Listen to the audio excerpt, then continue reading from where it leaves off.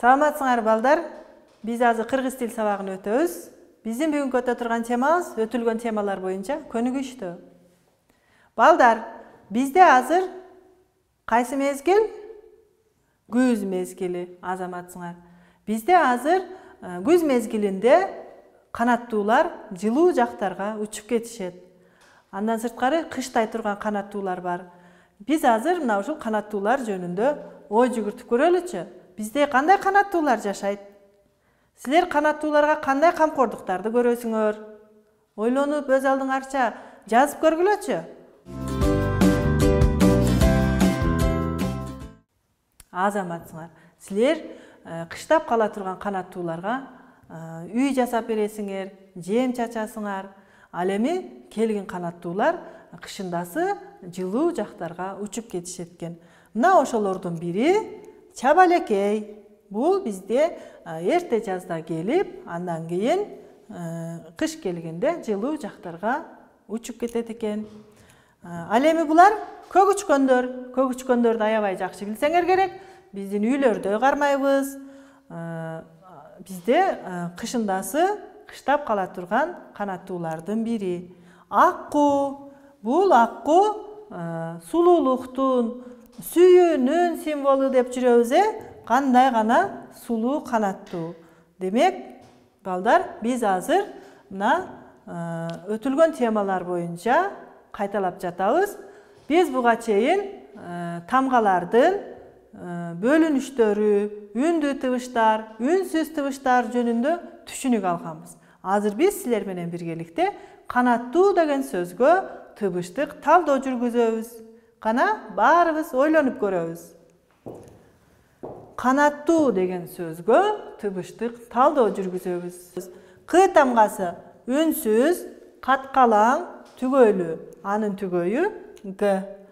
А үндүү, жоон, кыска. Н тамгасы үнсүз, анын ичинен уяң үнсүздөргө кирет экен. А тамгасын айттык, үндүү, жоон, кыска. Т тыбышы бизде экөө экен. Үнсүз, каткалаң, түгөйлүү. Бунун түгөйү Д тыбышы. Андан сырткары бул жерде бизде У деген созулма үндүүбүз турат. Булар үндүн катышына карай созулма жана кыска болуп бөлүнөт. Бизде бул жерде У созулма үндүү экен, айтылышына карай жоон. Демек биз силер менен канаттуу деген сөзгө тыбыштык талдоо жүргүзүү менен буга чейин өтүлгөн темаларыбызды эске салдык десек болот. Эми балдар, биз тыбыштардын бөлүнүшү боюнча тема өткөнбүз. Мына ошону бир сыйра кайталап алсак. Демек, кыргыз тилиндеги тыбыштар үндүү жана шыбыштын катышына карай үндүү жана үнсүз болуп экиге бөлүнөт. Үндүү тыбыштарыбыз өзү кыска, созулма, жоон, ичке болуп бөлүнөт. Ал эми үнсүз тыбыштарыбыз жумшак, каткалаң, түгөйлүү, түгөйсүз, анан уяң үнсүздөр болуп бөлүнөт экен. Демек, биз өтүлгөн темаларды эске салдык. Анда балдар, төмөндөгү көнүгүүгө көңүл бөлсөк. Бизде бул жерде ыр берилиптир.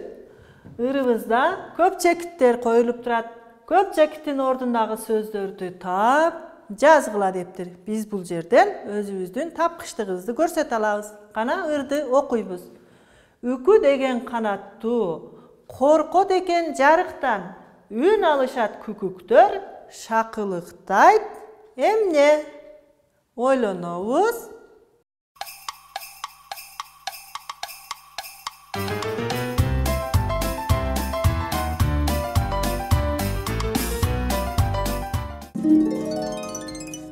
Азаматтар шакылыктайт, сагызган дейт. Дептерибизге жазабыз барыбыз. Кийинки биз аюу барат тигине, бадалдарды аралап, тойполоңдоп секирет, жанындагы эмне? Ойлонобуз.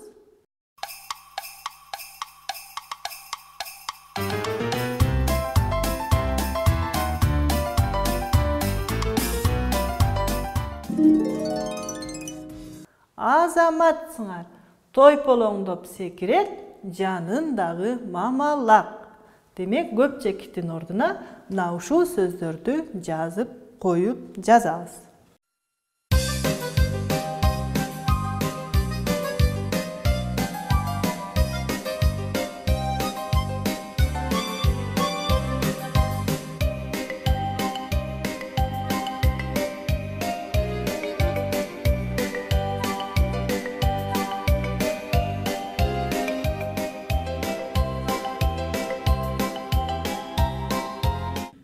Анда балдар, жазып бүткөн болсоңор, биз азыр эле аккуу жөнүндө сүйлөдүк. Аккуу демек сулуулуктун, сүйүүнүн символу дедик. Мына ушул сүрөттү карап туруп, аккуу деген сөзгө синквейн түзүп көргүлөчү. Синквейндин эрежесин билебиз, Ойлондуңарбы? Анда чогуу түзөбүз.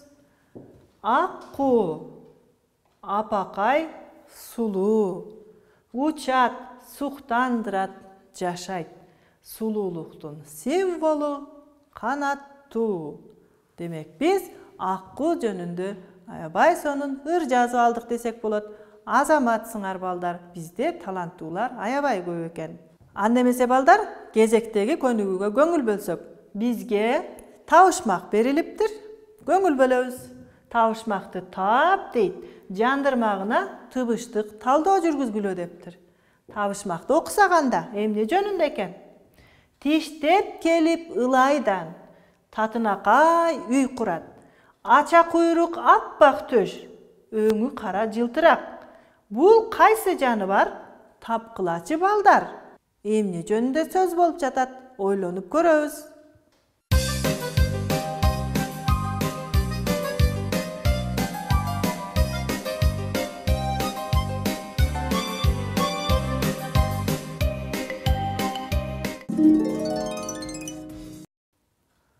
Азаматсыңар. Демек, бул биздин жазда келип үйлөргө көрп берип, биз менен чогуу жашаган чабалекей деген канаттуубуз экен. Азаматсыңар балдар. Демек, биз чабалекей деген сөзгө тыбыштык талдоо жүргүзөбүз. Анда эмесе балдар, бүгүн сабагыбыз соңуна жетип калды.